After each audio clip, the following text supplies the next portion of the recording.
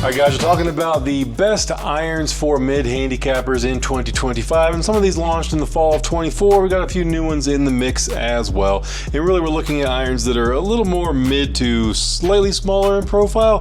Some of them might start creeping into kind of that player distance category, but we've got a couple different options for everybody. So let's get right into it. We're going to start off, Nick, here with the Apex AI 200. So we've got a forged face, hollow body construction though, and then really the cup face design as well too, where really the face wraps a little bit over the body. That just helps with some ball speeds across the face.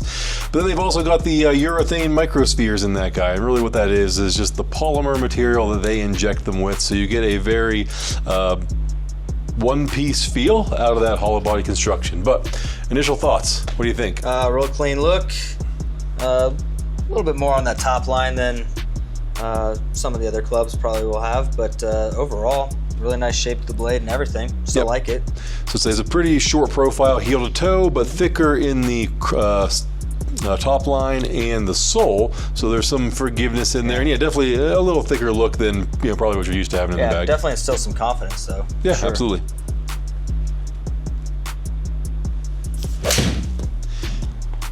And again, these are overall going to be smaller profiled irons in general. It's not a blade by any means, but it's not going to be the max offset, really thick sole, really thick top line like we see out of your max forgiveness category. Yeah. And obviously that one went a little bit left on you. Strike sounded solid. Yeah, it sounded pretty good. Felt pretty good. Oh. Yeah, we got left and right covered with that guy. Yeah, a little Army golf there. We're not going to have the forgiveness on that one that we saw out of the last one we did.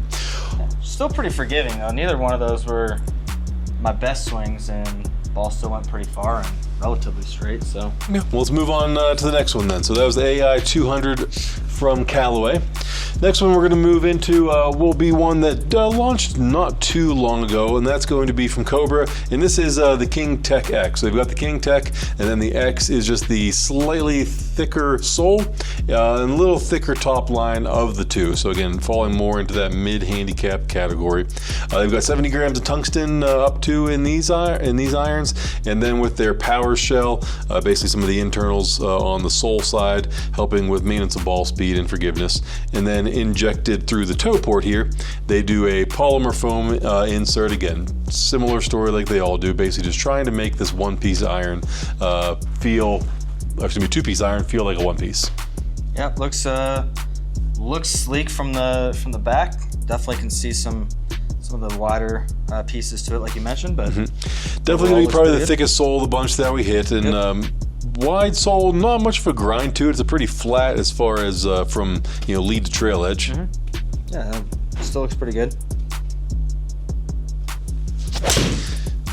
It sounded pretty solid. So you've got again going a little bit left on us though.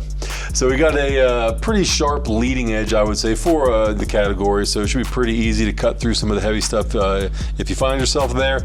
But then with a thick sole, if you do catch it a little bit heavy, there'll be a level of forgiveness in there to where it won't want to dig excessively.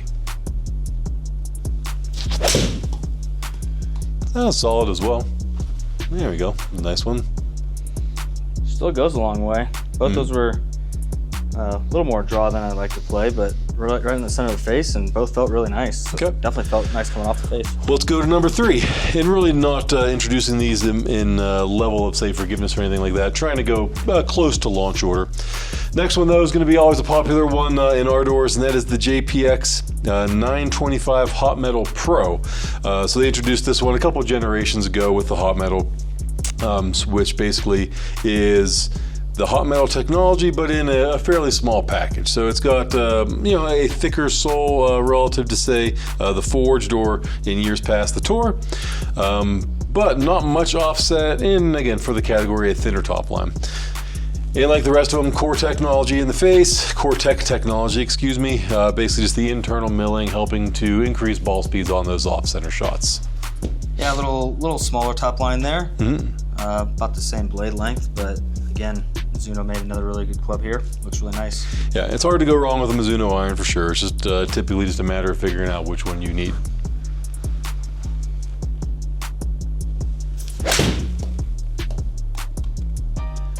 Nicely done. Just push and maybe falling ever so slightly back to the left, but again, maybe not the best strike right there, but still plenty of distance and forgiveness off this thing. Yep, sure. And launching that one at 18, so seeing compared to some of the more forgiving irons, stronger lofted, seeing a little higher ball flight here. Well, that's not going to do Yeah, much. that one's not going to do it. That's okay though. That's why we got one more. So let's move into our last iron here then, Nick, and that is going to be one that did just hit the shelves. That's going to be from Callaway. So coming back to Callaway now in their Elite line. So we had the Apex earlier. Now we're going into the Standard Elite, and they've got 4 models in this line. The Elite, the HL, the Max Fast, and the X. We are just talking Elite, and in this line it will be the smallest of the bunch. So thinnest sole, least amount of offset. They do have their triple cut sole in this particular model, so some relief on the trailing and leading edge, preventing really excessive digging on those heavy shots. And then with the AI 10X face, basically just engineering a specific face for each model depending on what they are trying to achieve. Yeah, those look really clean. Definitely a little bit less heel toe bevel there, or a little more there, so really looks really nice. I like that. Good look. Let's get some swings in this guy. And then just talking with the Elite line, this loft comes right in the middle. So you have the higher launching stuff. The 7-iron loft is about 30. With the lower launching, it's 28. We have 29 here with just the Standard Elite. Yeah, I definitely launched a touch lower. I might have cut that a groove thin, but Yep. Still pretty good feel to it. Yeah, and they've upgraded and updated just some of the design features in the Elite as well too. Basically just with the structure and the frame of the iron, making it more rigid, stiffening it up. That helps to direct more energy back into the ball.